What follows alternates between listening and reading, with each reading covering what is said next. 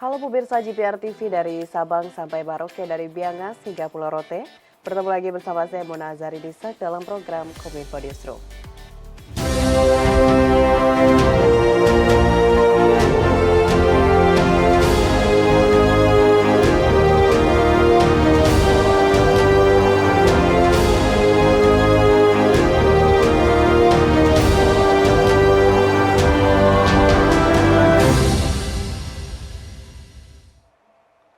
Pemirsa, kita ke informasi pertama. Kementerian Komunikasi dan Informatika semakin memudahkan penyandang disabilitas dalam mengakses informasi publik.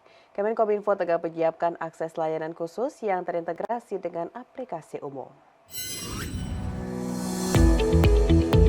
Para penyandang disabilitas dinilai perlu untuk mendapatkan kemudahan dalam mengakses layanan informasi publik untuk memenuhi hak mereka dalam berkomunikasi dan memperoleh informasi. Direktur Tata Kelola dan Kemitraan Komunikasi Publik Kemenkominfo Republik Indonesia, Hashim Gautama, dalam sesi diskusi bimbingan teknis layanan komunikasi dan informasi publik yang ramah disabilitas yang digelar di Bali mengatakan, kemudahan akses layanan bagi penyandang disabilitas dapat ditingkatkan dengan mengintegrasikan layanan informasi publik melalui aplikasi umum. Integrasi tersebut diharapkan memudahkan para penyandang disabilitas dalam mencari informasi publik yang mereka butuhkan dan akan menjembatani masyarakat dengan badan publik yang memiliki informasi tersebut. Oleh karena itu, Kementerian Kominfo akan menjajaki peluang dan kemungkinan yang ditawarkan oleh teknologi modern untuk meningkatkan layanan komunikasi ramah penyandang disabilitas dengan menghadirkan aplikasi umum layanan informasi publik nasional yang terintegrasi, yaitu info.go.id. Yang dilengkapi dengan fitur-fitur untuk membantu penyandang disabilitas. Keberadaan aplikasi umum itu juga diharapkan dapat membantu meningkatkan kualitas pengelolaan dan pelayanan informasi publik oleh kementerian atau lembaga dan juga pemerintah daerah.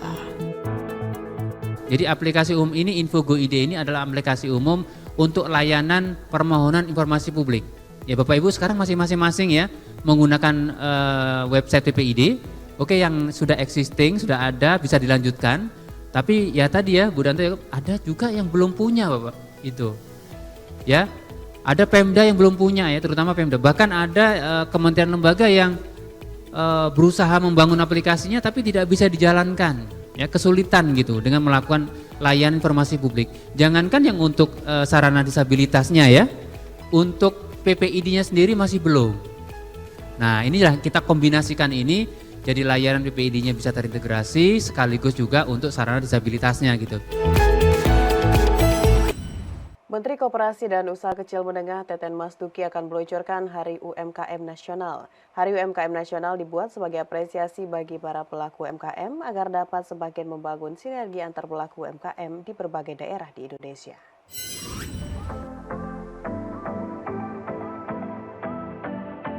Menteri Koperasi dan Usaha Kecil dan Menengah Teten Mas Duki mengapresiasi para pelaku UMKM dengan meluncurkan perayaan Hari UMKM Nasional 2023. Langkah ini diharapkan dapat menjadi sarana membangun sinergi untuk mengembangkan UMKM di tiap daerah di Indonesia. Tahun ini, Kota Solo menjadi tuan rumah perayaan peringatan Hari UMKM dan Koperasi Nasional 2023 pada tanggal 10 hingga 13 Agustus 2023 dengan mengangkat tema transformasi UMKM masa depan. Adapun rangkaian acara pameran Hari UMKM Nasional Expo 2023 yaitu pameran multiproduk UMKM seluruh Indonesia, forum pengembangan UMKM, workshop, fasilitas pendaftaran izin NIB, PIRT, halal, merek secara kolektif dan panggung hiburan. Menteri Teten dalam press conference berbicara mengenai peran UMKM dan kontribusinya terhadap negara, salah satunya adalah penyediaan lapangan pekerjaan. Oleh karena itu, perayaan Hari UMKM Nasional 2023 perlu dirayakan secara meriah. Selain itu, pihaknya fokus memperbaiki ekosistem usaha agar UMKM memiliki kesempatan berkembang seperti memberi kemudahan pemberian nomor induk berusaha, kemudian akses pada pembiayaan. Pihaknya juga menargetkan rasio kredit yang dikucurkan untuk UMKM bisa bertambah mencapai 30%. Lebih lanjut, Menteri Teten menekankan akses pasar, salah satunya yakni akses dari kebijakan Presiden Joko Widodo yang berdampak pada ekonomi nasional yaitu belanja pemerintah sebanyak 40% untuk membeli produk lokal dan UMKM. Bahwa di acara HUT ini ya HUT UMKM dan koperasi ini kita perlu rayakan secara meriah ya, supaya ini bentuk apresiasi lah dari kita semua, dari pemerintah terhadap peran UMKM yang cukup besar untuk negara ini ya. rasa terima kasih kita ya semua pemerintah semua terhadap mereka. Hari ulang tahun ini juga kita akan gunakan sebagai ajang promosi ya.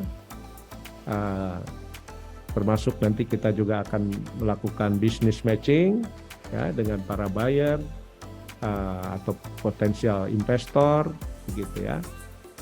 Termasuk juga untuk ajang promosi atau menunjukkan kemajuan-kemajuan di bidang UMKM. Sementara itu, Wali Kota Surakarta Gibran Rakabuming Raka yang hadir dalam kesempatan itu juga turut mendukung kegiatan launching perayaan Hari UMKM Nasional 2023 ini. Di mana menurutnya, pasca pandemi COVID-19, pihaknya terus menggenjot peningkatan penjualan dan pendampingan UMKM. Intinya kita pasca COVID kita genjot terus untuk peningkatan penjualan, pendampingan UMKM. Teman-teman media tahu sendiri, kita sekarang Sabtu, Minggu, weekend kita tidak pernah putus eventnya. Dan perlibatan UMKM selalu ada di situ. Jadi kita ingin di event yang nanti akan diadakan bulan Agustus ini nanti akan ada pendampingan untuk UMKM, workshop, pameran, dan juga yang paling penting ada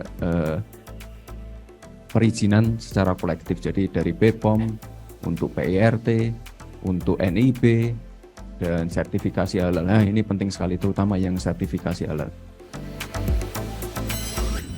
Kita ke informasi lainnya pemirsa, Menteri Luar Negeri Republik Indonesia Retno Marsudi dalam kunjungannya ke Denmark mengajak para perusahaan multinasional untuk berinvestasi di Indonesia. Di depan para pemimpin perusahaan multinasional dan Perdana Menteri Denmark, Menlu Retno menegaskan situasi kondusif Indonesia dan pertumbuhan ekonomi Indonesia yang positif.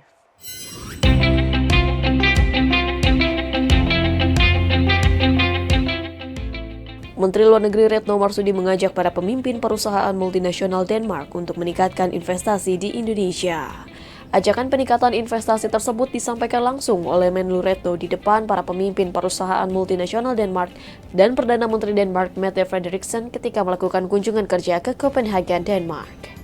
Perusahaan multinasional tersebut bergerak pada sektor energi terbarukan, kesehatan, dan transportasi. Retno turut menyampaikan beberapa hal untuk meyakinkan Denmark untuk berinvestasi di Indonesia, yakni Indonesia merupakan negara yang sangat kondusif untuk berbisnis. Hal tersebut diperkuat dengan pertumbuhan ekonomi Indonesia pada tahun 2022, yakni sebesar 5,3%. Adapun sektor yang ditawarkan untuk berinvestasi, yakni di sektor transisi energi yang mencakup teknologi energi angin dan surya, smart grid kendaraan listrik, dan pembangunan IKN serta ekosistem pelabuhan hijau. Sementara itu dalam sektor kesehatan, Menlu Retno menawarkan untuk berinvestasi dalam bidang telemedicine, digitalisasi infrastruktur kesehatan, pencegahan dan pengendalian penyakit, serta pengembangan kapasitas untuk tenaga kesehatan. Menlu menyebutkan dari hasil diskusi tersebut terlihat antusias dari pemimpin perusahaan multinasional Denmark untuk berinvestasi di Indonesia dan melihat besarnya potensi yang dimiliki Indonesia. Rekan-rekan, pertemuan yang lain adalah dengan para pemimpin perusahaan multinasional di Denmark. Ada 8 perusahaan multinasional besar hadir dalam pertemuan. Mereka bergerak di sektor energi terbarukan, kesehatan, dan transportasi. Dan di dalam pertemuan saya sampaikan beberapa hal. Pertama, Indonesia sangat kondusif untuk bisnis dengan pertumbuhan ekonomi tahun lalu 5,3%, tertinggi sejak 2014. Kemudian saya sampaikan juga beberapa prioritas Indonesia saat ini, misalnya pembangunan industri hilirisasi, ekonomi hijau, dan juga pembangunan IKN. Saya mengundang perusahaan-perusahaan tersebut berinvestasi termasuk atau prioritas di sektor energi, transisi energi, dan juga kesehatan.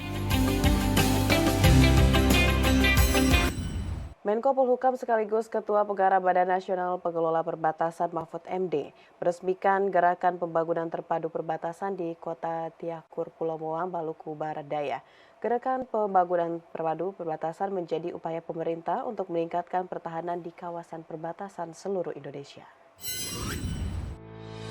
Menko Polhukam sekaligus Ketua Pengarah Badan Nasional Pengelola Perbatasan Mahfud MD meresmikan Gerakan Pembangunan Terpadu Perbatasan atau Gerbang Dutas tahun 2023, yakni di Kota Tiakur, Pulau Moa, Maluku Barat Daya pada Kamis 15 Juni 2023. Gerbang Dutas sendiri merupakan upaya yang dilakukan pemerintah dalam meningkatkan pertahanan, keamanan, serta memperkuat pembangunan kawasan perbatasan di seluruh Indonesia.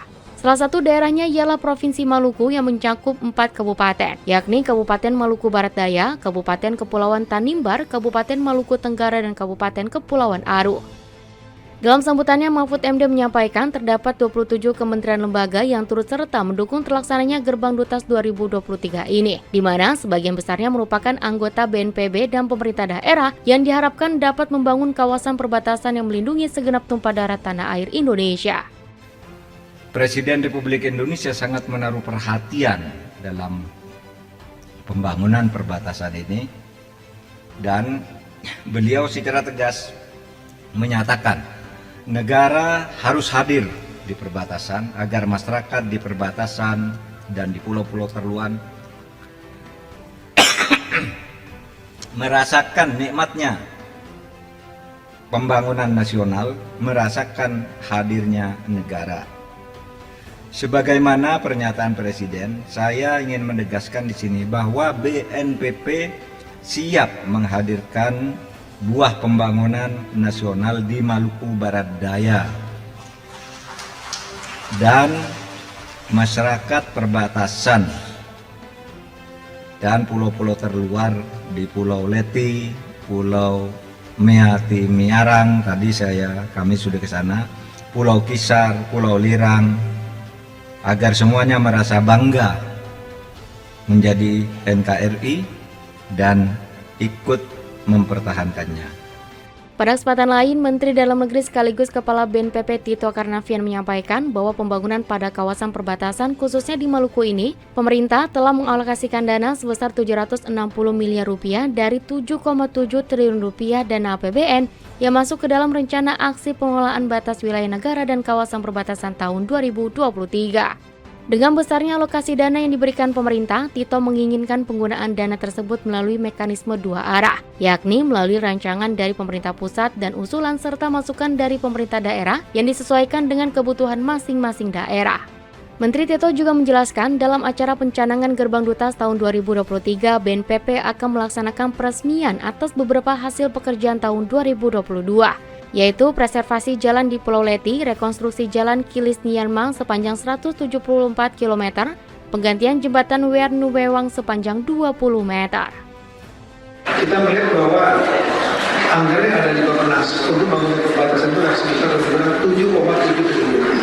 Tapi tersebar di berbagai kementerian lembaga dan juga di pemerintah daerah. Nah, total yang untuk di Maluku itu ada lebih kurang, untuk 4 kabupaten itu lebih kurang 700 miliar. 760 miliar. Persoalannya adalah, ini yang saya tugaskan kepada Pak Robert sebagai PLH Sekretaris Badan Usaha Perbatasan, itu uang ada di mana? Di kementerian lembaga atau sudah ada yang di pemerintah daerah. Kalau baik dimanapun juga, kita menginginkan agar dibangun dengan mekanisme dua arah. Tidak hanya bottom up dari atas membangun sesuai maunya, tapi juga mendengarkan usulan masukan dari daerah. Pemirsa, setelah jeda kami akan kembali dengan informasi lainnya. Tetaplah bersama Kominfo Newsroom.